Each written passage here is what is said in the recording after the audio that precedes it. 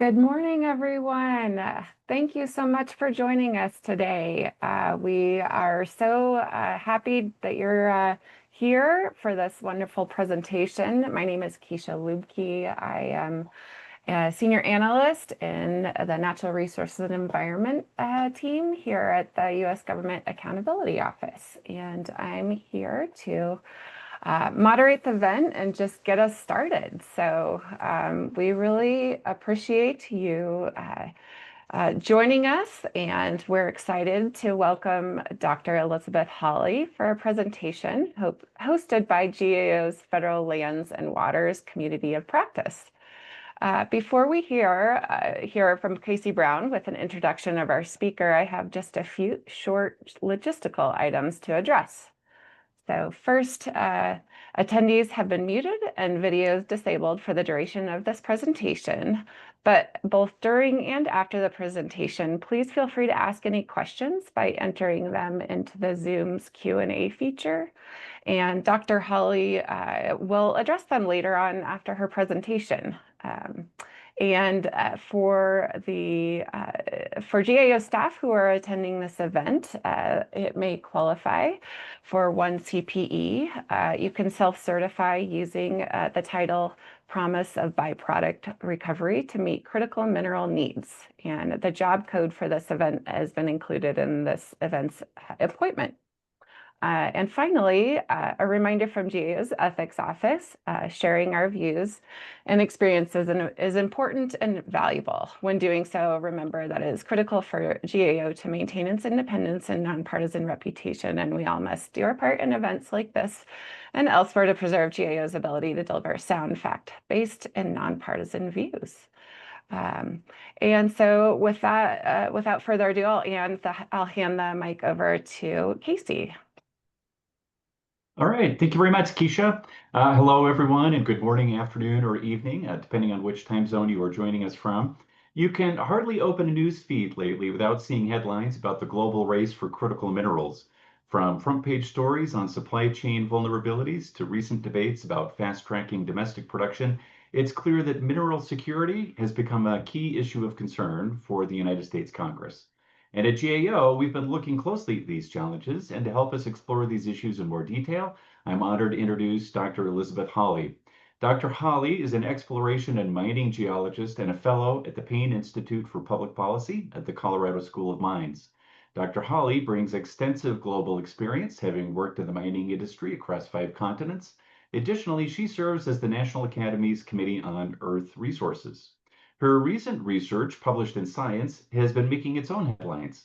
Her team found that there are sufficient quantities of critical minerals present in existing active mines and accessible through byproduct recovery to substantially reduce our dependence on mineral imports. And what I find very exciting about this research is that it carries such a hopeful message that we can find ways to meet our critical mineral needs more quickly, economically, and sustainably by focusing on the untapped potential of our existing mines. And I think you'll agree that Dr. Holley has an amazing gift to break down complex engineering and metallurgical concepts and make them understandable to everyone. So with that, please welcome Dr. Elizabeth Holley. Well, thank you, Casey, and thanks so much for the invitation. It's really nice to be here speaking to all of you. I realize that I don't have quite the right title on my slides, and that's somewhat intentional because byproducts and the promise of byproduct recovery is really one supply pathway. And although I'm going to spend the majority of my time talking about that pathway, I wanted to begin by contextualizing this in the bigger picture.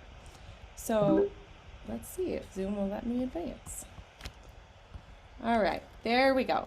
I want to start with a paper recently published by researchers in our group focused on reviewing the critical minerals lists from around the world. 27 lists exist across 15 countries and the EU. So I would say a lot of countries are worried about the supply of minerals. Whether they're using the term criticality or not is maybe sort of a moot point. The lists are highly variable. They also point to similarities across criticality assessments. And in terms of the framing for all of these lists, there are two things that dominate. The first is low carbon transitions, and the second is national security. So we're living in a world where minerals on planet Earth are not evenly distributed around the globe, and different countries have different geological endowments. As a geologist, I want to point out that the geological endowment of every mineral is, there's never zero of something underneath your feet. The question is whether there's enough of it and whether it is enriched enough to make it economic to recover. So for example, thinking about cobalt for green energy, for batteries, energy storage, most of the world's cobalt that we mine today is in the Democratic Republic of Congo. And a lot of those supply chains, meaning the mines and then the downstream processing, are controlled by Chinese entities. So that creates some supply chain vulnerability for many countries in terms of accessing that cobalt. However, many other countries do have cobalt, whether they have it enriched enough in geological forms to make it what we consider an ore deposit, which is a mineral deposit that can be economically, legally, and technically mined, is maybe more the relevant question.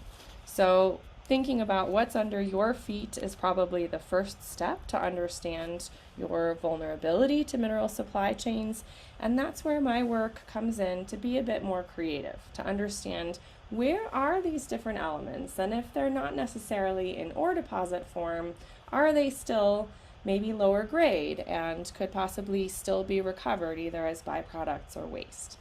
So just moving on for a little more context here, we wrote another paper where we did a meta review of critical minerals, and this is by one of the PhD students in our group who just did a fantastic job looking at all of the different demand estimates that have been published for various energy transition minerals. So the top graph that you'll see there is cobalt, and the bottom is lithium. And what you'll notice is that projections for cobalt and lithium demand from 2020, when the data were originally gathered, through 2050 are highly variable. And it depends so much on the assumptions that you might use about different energy technologies, the role of recycling, sub-technologies and their efficiency, the uptake of those technologies, as well as the actual number of which elements those technologies have and their relative abundance. So even for nickel, cobalt, manganese, NMC batteries, the ratios of those elements are changing all the time as we engineer our battery chemistry to be more efficient. We can also engineer our battery chemistry to be less vulnerable to certain supply chains. So many researchers are working on, for example, engineering cobalt out of batteries. So it's really difficult to look far into the future and figure out exactly how much we're going to need of everything. With that said, that's where the criticality exercise comes in, and I wanted to show you the U.S. critical minerals list, which is developed by the U.S. Geological Survey, because I think it's really interesting and meaningful that this list is half the periodic table. Half of the elements that we know of are on the critical minerals list, as well as some other minerals and materials. 60 elements, minerals, and materials. The way that the U.S. Geological Survey developed this list is by focusing on elements that are essential to the economy or national security, but are also vulnerable to supply chain disruption. And this year, there was some revision to the methodology that the USGS used, and they did a ranking based on the cost to the U.S. economy of not having that mineral. So, for example, samarium is at the top of the list. You may not have heard of samarium, you may not think that you personally need samarium, but the impact to the U.S. economy of not having samarium is really high. We actually don't need much of it, however. So if you look at this list, it doesn't mean that we need the same amount of every mineral on the list. For some, one of my favorite examples is germanium. We actually don't need very much germanium at all. We use it in semiconductors, and it only takes a tiny, tiny amount to make the kinds of semiconductors that we're making these days. But if we don't have it, there is a potential point of failure in that supply chain, and if we don't have it, there's a big impact on our economy. Switching over to the list on the right, this is the Department of Energy's list in the US for elements that are essential for energy and also have a high risk of supply chain disruption. So these are the two ways of thinking about criticality: is one, whether you need it or not, and two, how vulnerable you are to not having it. So there's been a lot of political discourse around what should be on the critical minerals list. And I think that's a really interesting phenomenon to watch, because when the USGS released their draft list, there were a few things that were left off and a few things that had been added since the previous year. And then there was a chance for a public comment, and the list was slightly revised and some other elements appeared. And I think, it's interesting because there are a lot of groups that would really like to see their element on the critical minerals list. For example, if you have a mining project for something like uranium, you want the world to recognize uranium is critical, because these days criticality has become synonymous with importance. However, the way the list is originally designed, it means, do we need it? And are we likely to have trouble getting it? So for uranium, for example, it's kind of gone on and off the list because there's been discussion that in the United States, we do produce uranium. Are we likely to not be able to obtain it? That was the question. And so I think we need to really be thoughtful when we're developing critical minerals lists for different jurisdictions, thinking about what those terms mean. It has really become kind of a flag to say, hey, we care about X elements, but what matters more is, are we likely to not have it? And that's why in our work, one of the things that we sort of imagine, if we were successful, we would like to reduce the critical minerals list. We would like to take things off of the list, not because they're no longer important, but because we know we can obtain them. So that's a really different framing than you might hear in the news. And I thought it would be helpful for everybody to have that context. Now moving on, this map shows you the U.S. metal mines, hard rock metal mines on federal land in 2023. So the size of the dot is the number of metric kilotons of annual production of that metal. And in order to make this all fit on a map, we had to shrink iron, because we just produce so much iron that the dot would be enormous and cover all my other dots. And we had to scale up the gold and platinum, palladium, and silver dots so that you can actually see them. This shows you that we do produce about 10 elements from hard rock metal mining on federal land in the US today.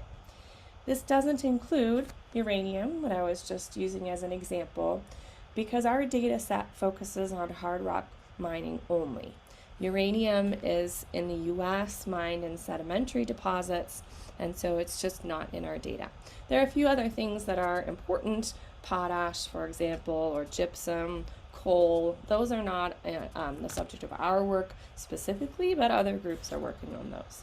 And then we do a lot of other kinds of mining that I will refer to as quarrying. So simply removing the rock for aggregate, construction materials, frac sand, cement, other things like that. And those are not in our data set either. If they were, there would be about 6,000 dots on this map. So I show this to you to indicate that there is mining in the US, but it is not half the periodic table. It's really 10 to 15 elements. And that means that there are another 45 on the critical minerals list that we are not producing. So what are the ways that we could produce those elements? When we're thinking about supply pathways, I have noticed, particularly in the policy sphere, that there's sort of a tendency to lump all critical minerals together and to think about one particular strategy for securing the supply of critical minerals. And I want to say that critical minerals are not apples to apples. This is not a list of 60 like items, not even apples to oranges. They're as diverse as all of the agricultural products that we use in the US. They come from different places, they're produced in different ways, they're used for different things, they have different kinds of supply chain vulnerabilities. And so when I see people talking about what should our critical minerals policy be, there cannot be one policy. We can't solve such a diverse list of supply problems with a one-size-fits-all approach. That would be like having the same policy tool to manage our beef sector as pineapple production and wheat farming. So we really need to be more nuanced, and I'm going to talk to you a little bit about what that nuanced approach might look like. There are basically 6 supply options that you can think of, and I really think that this list of 6 is true for any place in the world. If you need a mineral, you can import it. So you can import it as a refined substance. You can import it as concentrates, meaning the step following the ore where it is concentrated a little bit further to be more shippable. And so the picture shows you a barge with iron concentrates. And so those are sent around the world. And that is one way that we get minerals to different places. We can also just import the downstream product. And in the US, we've become very accustomed to buying cheap things at Walmart and on Amazon. And so when we buy a little electronic gadget, we don't really think about the battery that's in there or the battery materials or the minerals that are part of those battery materials or where they came from. So I am sitting here talking to you from a computer and a phone that probably have cobalt that was mined in the Democratic Republic of Congo, as well as other things from other places. And it's very difficult to trace, once you have a final consumer good, where those different elements came from. However, I would say Chinese dominance of many mineral supply chains has created this geopolitical vulnerability for many critical minerals for many countries. So then we move on and say, well, if it's not something we want to import, or if we at least want to have an alternative source besides importing it, what could we do? And recycling is often the next thing that jumps to mind. I think recycling is an important part of the solution, but we're not very good at recycling technology. The more and more complicated our electronics become, the more difficult and costly it is to separate out all of those different mineral constituents so that they can be reused. The US is investing right now in battery recycling infrastructure. There's the black mass, which is, sort of all the stuff, and then thinking about how do you get different elements back out of that. One of the reasons that recycling is not the panacea is that it is expensive, it's energy intensive, it can be emissions intensive, and so a lot of the world's recycling happens in China where pollution standards are more lax than they might be in other places. The other problem with recycling is that it relies on there being enough of that material deployed and then reaching end of life and being ready to recycle. Because we're building, particularly in electronics and energy materials, we're building more and more sophisticated materials that perform better and better. They're safer, they're more energy efficient, and they last longer. We're starting to use elements that haven't been heavily used in the past. And that's why there are things like gallium, germanium, indium, tellurium, iridium on the critical minerals list that a few years ago were not really in consumer goods. So that just means that there's not enough out there. Even if demand stayed constant, there's not enough out there to recycle of those particular elements. Now, I showed you those demand plots at the very beginning of my talk, which suggest that for many elements, demand, especially energy-related elements, demand may be increasing quite dramatically. So even if we were really good at recycling, and even if we've been using something in the past, we don't have enough deployed out there to meet future demand. We're also getting better and better at creating human-made things that last for a really long time. And so, for example, solar panels the tellurium that's in solar panels is not going to be ready to be recycled for 20 to 50 years because the solar panel is going to last for a long time, and that's a good thing. So what are we going to do if recycling can't solve the whole problem? Next, moving on to new mining. This could be in the US, this could be in your country, and I think that's where a lot of the conversation around critical mineral production in the US has gone. It has sort of shifted from, wow, we need a lot of things, to, wow, we need to open a lot of new mines. And I would say that that is partly true. There are a lot of reasons why this gets more complicated. One, there are many things on the critical minerals list that make sense as the main product from a new mine. For example, copper. We are going to need tremendous amounts of copper in the next 25 years to meet our energy demand because it's used for energy transmission. We would need to discover and develop a new world-class deposit every year to be able to meet projected copper demand. There's simply no other possible solution that can contribute that much copper. So for elements like copper, where we need a lot, new mining is going to continue to be a very important part of the solution. It's going to be one of our tools. However, it takes a really long time to discover and develop a new mine. In the US particularly, there's been a lot of discussion around our permitting framework and how perhaps accelerating permitting timelines might be the key. And while I would say that certainly there's some bureaucracy that needs to be sped up, it's just fact that it takes a long time to discover an ore body. Having worked in mineral exploration myself, I can tell you that this is a multi-step project that involves beginning with sort of global scale data of trying to understand what are the right geological environments where a particular deposit might form, a deposit that has a commodity that I'm interested in mining. And then you move into sort of progressively decreasing your area of search and investment with progressively more expensive and more time-consuming tools. For example, you might begin with soil sampling, and then you would go into trenching, and then you would move on to exploration drilling. Those things just take a long time. And although there's a lot of excitement about, for example, using AI to discover deposits, we just don't have the rich data on the Earth's subsurface to be able to feed effectively to an AI in most cases. I think it can be a helpful tool, but no matter what, you're still going to need boots on the ground, detailed scientific work to understand the rock.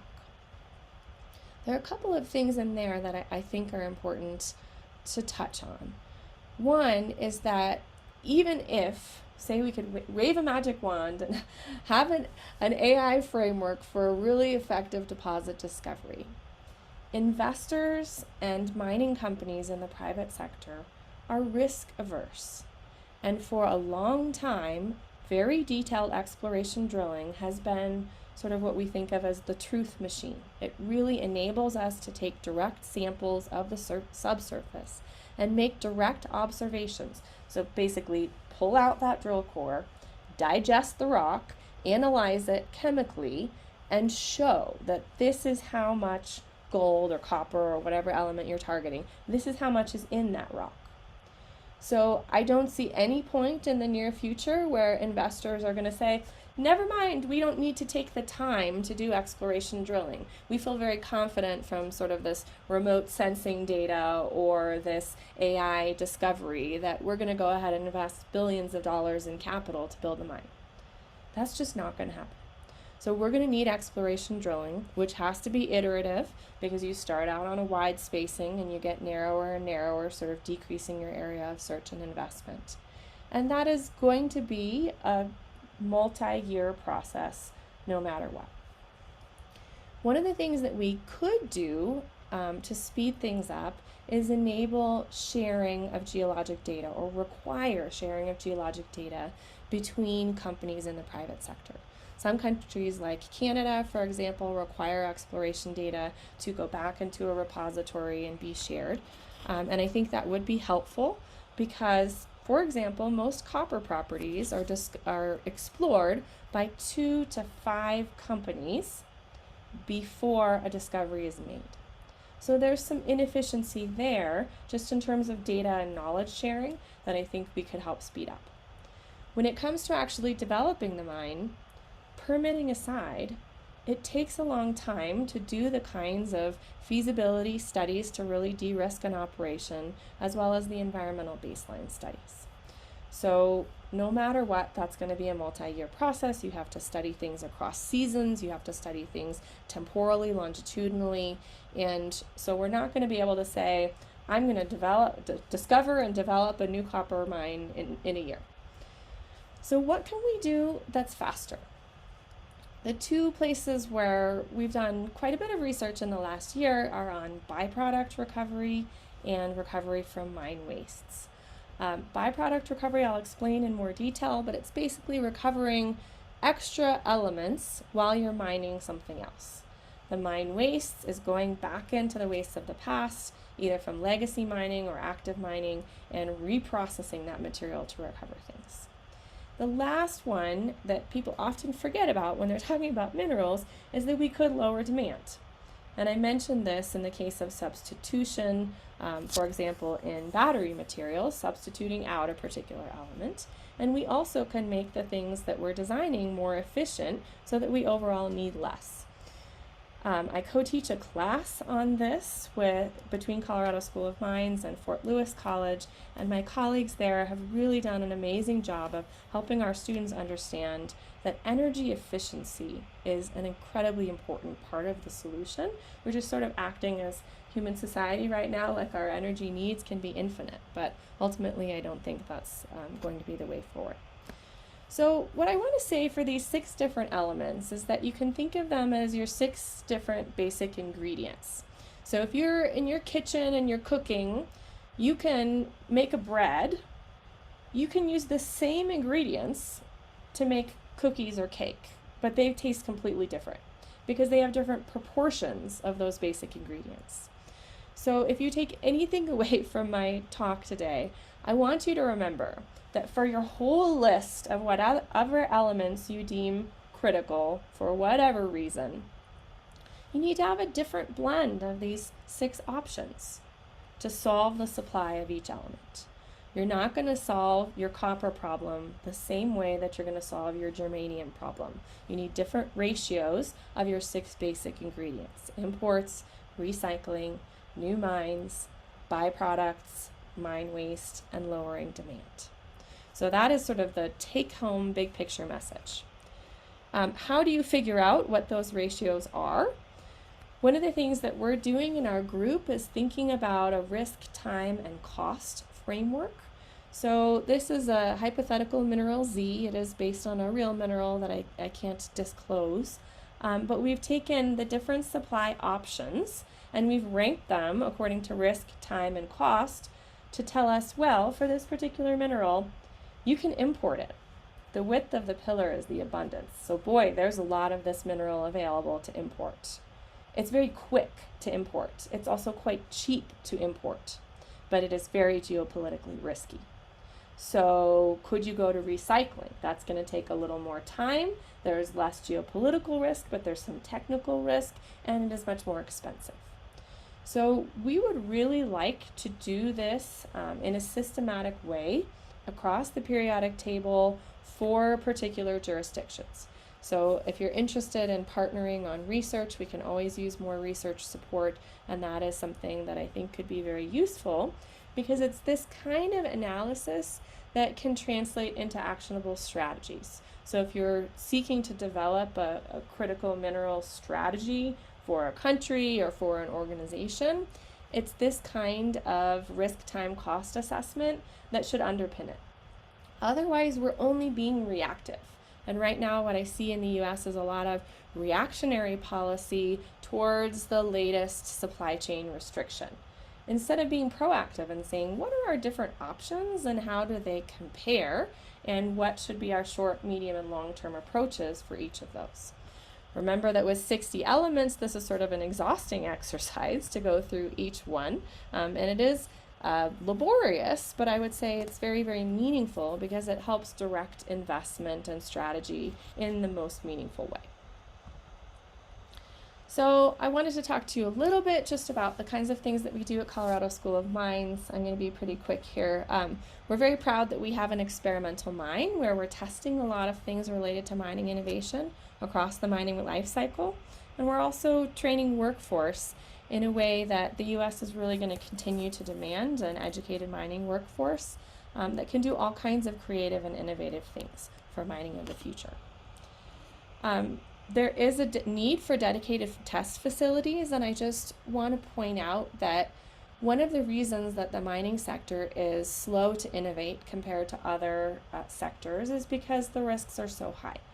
When you're dealing with the subsurface environment where there is a lot of uncertainty, there are also safety and other operational concerns.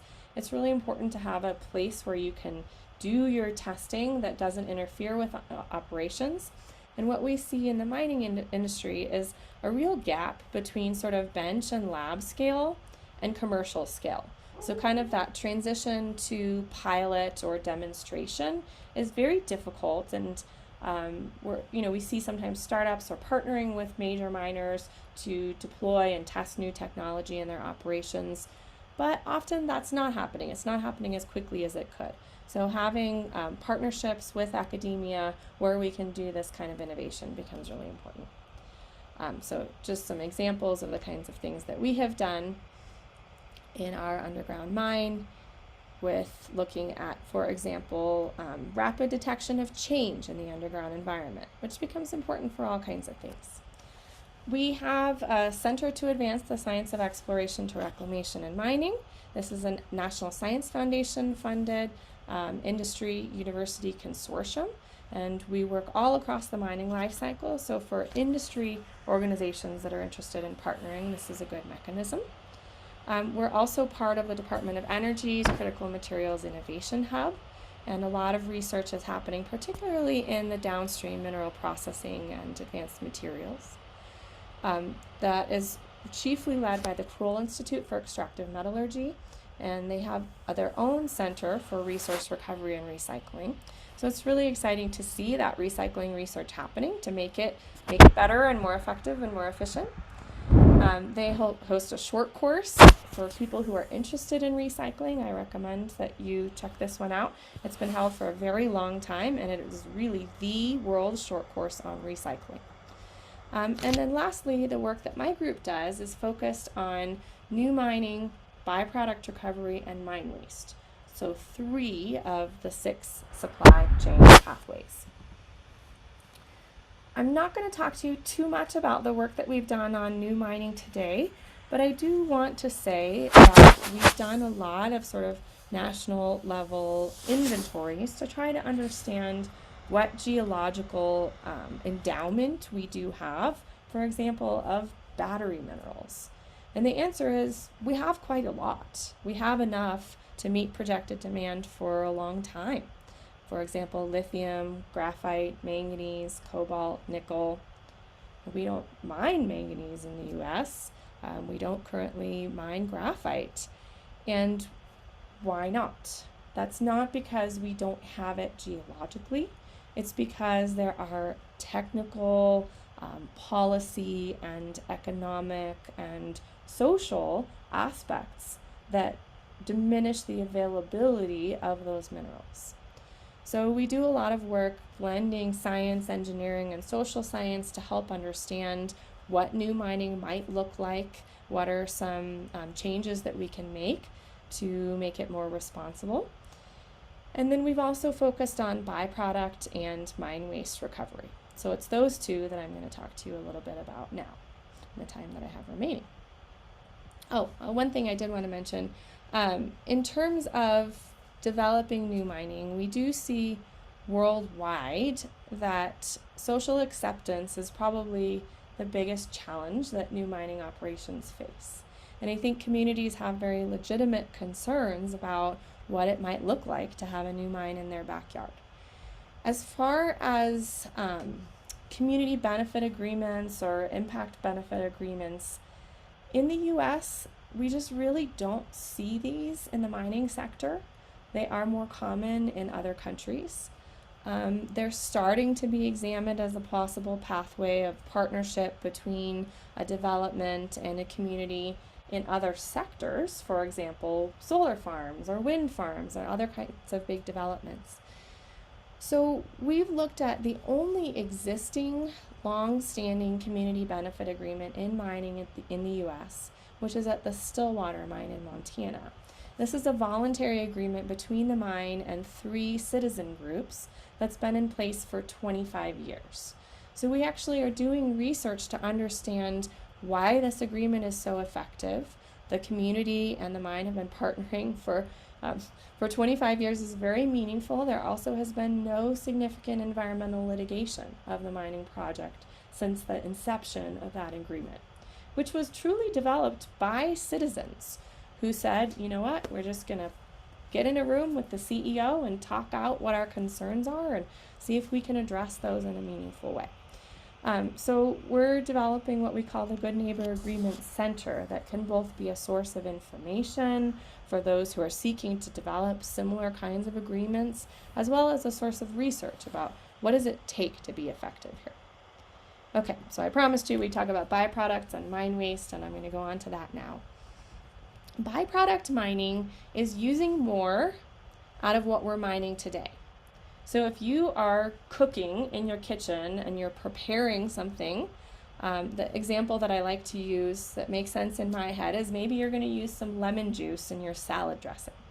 You can squeeze that lemon a little bit and get all the lemon juice that you need, and then you have some leftover. If you are to throw that lemon away, it becomes waste. You could also decide, you know what, I'm going to use it all in my kitchen. I'm going to macerate the lemon and use the rind. I'm going to, bake a dessert with the rest of it. I'm going to squeeze it a little bit harder. That's what we can do when we're mining to recover more byproducts. It's more effortful. It may be more expensive. It may be more time consuming, but then at least we're not losing it into the waste if it's something that we need. The other thing that we can do is wait for your lemon to be thrown away. Then it goes into your municipal landfill, for example, and that is the accumulated mine waste from all of the mining of the past. So this image on the bottom right is supposed to depict a large-scale tailings storage facility at an operating mine. So all of that waste has to be managed because of environmental regulation today, and it really does have to be monitored, likely in some cases in perpetuity. So if we could prevent things that we need from entering that waste through byproduct recovery, then we have less waste to manage. We could also say, let's see our waste itself accumulated as a resource. So that would be like going into your municipal landfill and reprocessing all of that material to get out all of the things that you want. For example, that lemon. I want to make a distinction between active mining and legacy mine wastes. Legacy mine wastes are those that were abandoned prior to environmental regulation. And where I live in Colorado, our hillsides are dotted with acid-generating mine waste that has become a management problem. In fact, the US doesn't even have a great inventory of how much mine waste we have. And so that's something the US Geological Survey is working on right now, trying to understand just simply how much is there and where is it. So what did we do to predict how much is in byproducts and how much is in mine waste? We do not, as a mining sector, we don't analyze the whole periodic table when we're exploring. So often a mining operation doesn't know everything that it has. It's not economical to analyze for every single element. What we did is bring together a database that was compiled by 3 geologic surveys in Canada, Australia, and the US that tells us what is usually in ores from particular ore forming environments. And we paired that with production data coming from our operating mines. So if I want to know how much indium is in a zinc mine that produced last year, I could go to the zinc miner and say, hey, do you analyze for indium? And they're going to say, no, we don't. So then I draw a blank. Well, what I can do is use this ore sample database that has the ability for me to calculate ratios between elements. So I can say, well, I know how much zinc you produced, and I know in this ore forming environment how much indium normally comes along with zinc. So we did that exercise in a very complicated and I would say effortful and statistically robust way to develop what we are calling predictions of 70 elements across every single operating mine in the US. We also have just completed that same exercise across all 323 US hard rock metal mines that produce metals in the last 50 years. So this enables us to see into the rock in a predictive way to understand what elements are likely there, even if we only have data for the main product. For example, your gold miner in 1981 was probably only analyzing for gold, but we're able to look at what the expected concentrations and quantities of all the other 70 elements are, because we understand these ratios based on the ores. And the results are quite staggering. So this is what we published in Science. Casey mentioned this paper, and the red dots are how much of each element we mined in 2023 but failed to recover. The yellow sticks are how much we imported. So in almost every case, if we had recovered that amount, we could replace imports. The numbers for our mine waste are expectedly much larger. This exercise, I would say, doesn't need to stop there. We can do this in a research partnership for any place, any country, any jurisdiction, any site, as long as there is data on how much of the main product was produced. So if it was a zinc mine, we need to know how much zinc was produced. We can either do it as a byproduct, so examining what happened last year, or we can look at accumulated wastes over time. As long as you can tell us how much of the main product was produced, we can estimate how much of all the other elements could be recovered. The numbers are quite large for the US. The black sticks are global production, and the gray sticks are US manufacturing demand. We've run all kinds of different cases and scenarios and cutoff grades and uncertainties, and no matter which way you slice it, the story is basically the same. If we were better at recovering more byproducts, we could drastically reduce our need to import. So how do we think about that? We think about that as what percentage of the byproducts would we need to recover?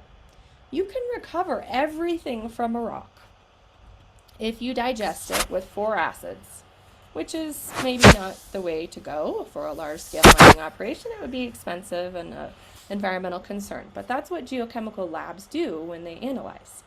So theoretically, we could recover 100% of every element in every rock that we mine, but we're not going to do that. It's not economic. It just doesn't make sense.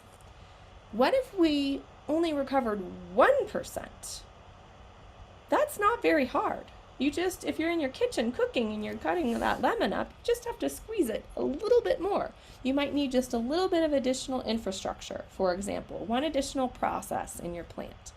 So those elements in the pink box on the far left are elements where if we recover just 1% of what we are mining and currently throwing away, we could eliminate imports of that mineral.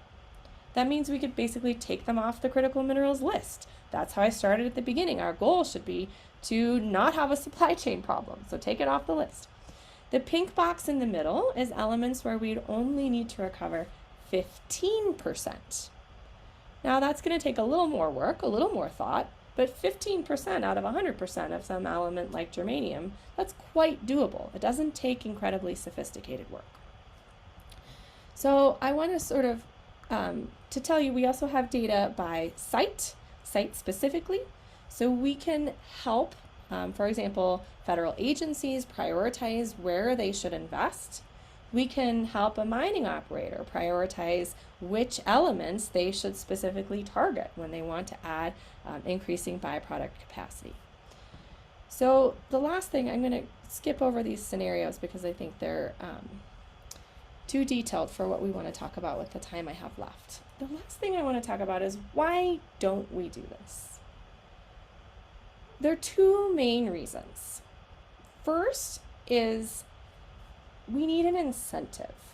If our mining is done by the private sector, like it is in the US, shareholders really don't want the company spending time or money to recover anything else besides the main product. If it's a gold company I've invested in, I want them to be really good at mining gold. I don't want them to get distracted by recovering things like arsenic, which we might actually need. So that's where the federal government, in the case of the US, can really help by supporting both the capital expenditure and the operating cost of recovering a little bit more of some of these elements. The reason that's important is because, for example, in China, the state enterprise can simply mandate that everything in a rock will be recovered. And that's why they produce all of these niche commodities that, for example, the US does not produce. The last thing is that we have a lack of specific mineral scale data on which minerals host which elements. And those are those pictures on the left. Those are elemental maps at the mineral scale. So 100 microns is a little thicker than a human hair. Those are very, very fine scale studies of what is in a particular mineral and how does it behave in a processing flow sheet, so that then you can apply additional processes within your mining life cycle to be able to recover more things. In the US, since the defunding of the Bureau of Mines, that expertise has really been lost in the federal government. We call it geometallurgy. And the mining schools, universities like mine, are really the place where that expertise is still alive. And unfortunately, there just hasn't been significant investment in this research area. If we want to recover 6 additional elements from a particular mine, I can tell you where those elements are. I can tell you what site it is that we should probably target. But what we need to do is a year or two of rapid study and bench scale testing to be able to refine the process that would enable us to recover that. Then we can, and we can have access to it. And we can take that element off the critical minerals list. So what I really would like to see is more coordination across the US federal government with the mining schools to be able to support these geometallurgical studies. Because for me, I think byproduct and mine waste recovery are the fastest tap that we can turn on to recover more elements and take things off of our critical minerals list. There's no instant solution for any of these, but this is the fastest one, and it's going to take a little bit more thought and some very quick science that we already know how to do. We just need the site-specific data. So I would welcome discussion of any place in the world where you'd be interested in us repeating the same approach. We've already done this in part for Australia. We haven't released the data, and it's a very useful targeting exercise that tells you what sites are where from a statistical perspective. The next step is geometallurgy. So that's what I wanted to share with you today. Thank you so much for your time, and I'm happy to take questions.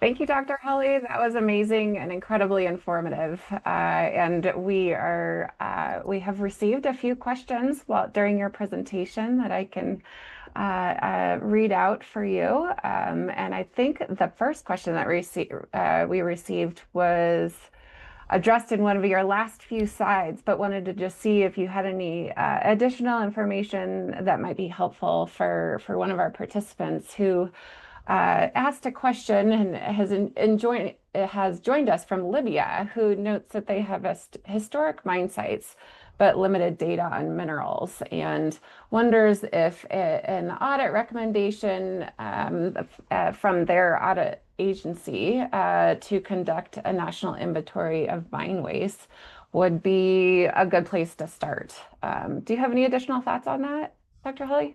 I think that is a great place to start. With limited data, I would say the quickest thing that you could do is have us apply our statistical approach. That is going to be the fastest, most cost-effective way to get at least a preliminary understanding, because site-specific mine waste inventories are really, really time-consuming and expensive. I have numerous PhD students in my group who are doing the detailed research of how do you even go about sampling mine waste in a way that's representative. So as soon as you get into actually collecting physical samples, it becomes a multi-year, I would say, analytically intensive exercise, which ultimately does need to be done, but maybe not at every site. So doing what we did, sort of from a statistical perspective, is my recommended first pass. Excellent. Thank you, Dr. Holley. And then another question that came in is regarding whether there's a Minerals Institute that registers data on the production and export of the various minerals on a monthly basis. So in the US, that's our National Minerals Information Center, which is part of the US Geological Survey. And every year they produce what's called the Mineral Commodity Summary. I'll just hold it up because it happens to be one of my most read things. It's sitting on my desk right now. This is what the 2025 volume looks like, and the data are annualized. However, there are some limitations. For example, individual rare earths are not separately tracked. There are particular elements where the data are withdrawn or redacted. So there are some gaps here. And I would say it's a really important thing to do, but it's not all the data that we need. And do you know if there's anything similar, that's worldwide or, country specific? That's going to sort of default to what's happening in the individual country. We've been really excited about the data density that Australia has, for example. I can just say that from experience because we've been applying our approach to Australian data sets. If there's a specific country of interest and an interest in doing some of that research, I'm happy to chat if people want to connect with me later. Excellent. Thank you, Dr. Holley. And we had another question come in and wondering about if industry is interested in exploring more recovery. What would it take? Yeah, so I would say some operators do have some data that might suggest there are particular elements of interest. Again, we have PhD students that are working with mining companies on specific sites where the company knows, like, yeah, there is this particular element that kind of keeps popping up, and we're wondering what it would take to add the ability to recover that. And so that's the kind of site-specific work that we can do in detail. I would also say I'm happy to connect with people to use sort of a deposit type framing and some of our data to be able to say, can we narrow this down from the whole periodic table? Are there maybe 5 or 10 elements that we could focus our study on so that we don't have to spread ourselves too thin? And that's the kind of thing that our data can accomplish. Excellent. That's super helpful. And then one other question that we had come in is if you could describe why coal is on the critical minerals list for the US. I'm trying to think. I haven't reviewed the methodology paper since the draft list was updated. So I actually don't have a specific answer for that. I will say it is metallurgical coal, which is a specific kind of quality of coal that is certainly less abundant.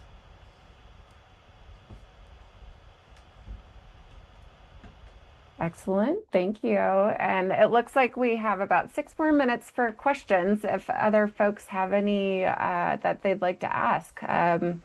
In the meantime, while you're thinking of those questions, I have some questions that we came up with as well while we were getting ready for your presentation here. And so one of the questions that we had was just regarding tribal communities in the Western US. And they're often most negatively impacted by hard rock mining. And for example, because their reservation lands or sacred sites are often located near mining operations, or they have tribal treaty rights to federal lands being impaired by mining. So we're wondering how, and from your perspective, should the federal government design byproduct recovery policy that helps both build trust with these communities and also ensure that they benefit economically? Mm-hmm. There's so much in that question. I could probably take another hour to answer it. The undergraduate course that I mentioned that we co-teach with Fort Lewis College and Colorado School of Mines, we have done a field course in the past, also in collaboration with Montana Tech, where we've taken students throughout the Southwest looking at communities that are in energy transition and that have gone through sort of resource development transitions. We've spent quite a bit of time with guest speakers and doing hands-on activities on the Navajo Nation, where the Diné people have really suffered incredible harm from previous uranium mining. There's a lot of uranium mining still left that hasn't been cleaned up, and our students often ask, should we clean this up and reprocess it and thereby remove it? That is happening to some extent at the White Mesa Uranium Mill, and our students and faculty toured that facility last year. And I would say it's really complicated. For example, one of the travel routes for the material passes through some sensitive land to get to the mill. And so I think we have to consider transportation. We have to also consider questions of equity. I don't have a simple answer. I will say that we have been approached by some tribal entities that are interested in reprocessing other types of mine waste simply as part of their cleanup. In the U.S., there is all kinds of, let's say, complication around Good Samaritan reclamation of past mine waste, because by doing the reclamation, you can actually become responsible for the previous environmental issues. So we have new Good Samaritan legislation that's going to pilot Good Sam reprocessing and reclamation, or I should say reclamation that may include reprocessing, at a number of pilot sites. We're interested in working on that, and we've convened stakeholder discussions on what that might look like. And we're continuing our conversations around research development for some particular case studies on tribal land. Excellent. That's really helpful, Dr. Holley. I'm glad to know that's on your radar and something that you have been looking into. I know it's an important issue.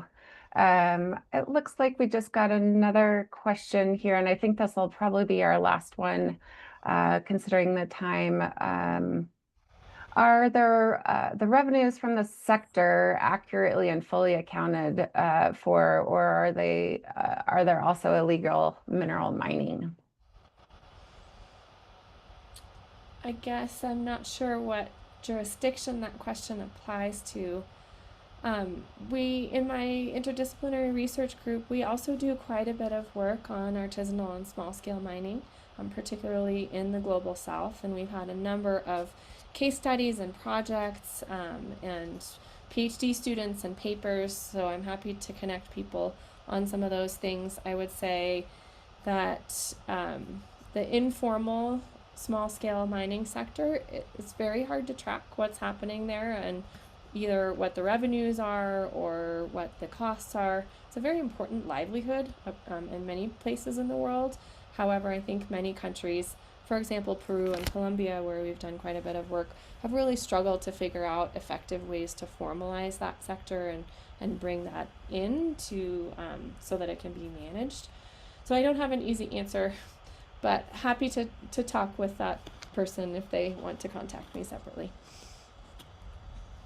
It's definitely, this is a complicated issue, so it's hard to have easy answers for a lot of this. So thank you so much, Dr. Holley. This is but incredibly informative. And I think just one last thing to ask is for people, if they want to learn more, where would you suggest they go, both in the U.S. and then outside of the U.S. if there are other places and resources that might be helpful for audit agencies in particular to help get them either started or continued on their way?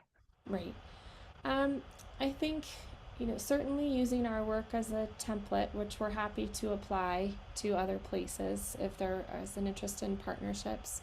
I did a short explanatory piece on NPR Science Friday the other day, and we also have an op-ed in the Washington Post from September that I think are really more easily understandable than our paper. But if you feel like a 4-page science read, absolutely check out a copy of our paper. I think it has to begin with an understanding of what the status is of the sector in your own country. What's happening in mining, what has happened in mining in the past, what data do you have, and what data gaps do you have? For us, the reason that we took this approach is that we were looking to fill a data gap that I would posit persists across most jurisdictions. And so I don't know that anybody's going to have data that are more robust than what we had access to, and that's why we decided to do this statistical study to fill in some of those gaps.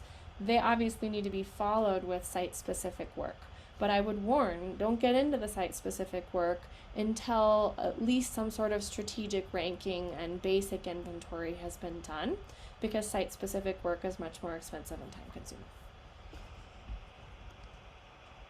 And with that, I think we need to wrap it up and just say how much we really appreciate your time and information, Dr. Holley. It has been incredibly informative, and thank you all for joining us. And for those who weren't able to make it, we have recorded this session, and we'll be sending out a link for you to share share the presentation far and wide. So thank you again, Dr. Holley, and everybody, please take care. Thanks for having me.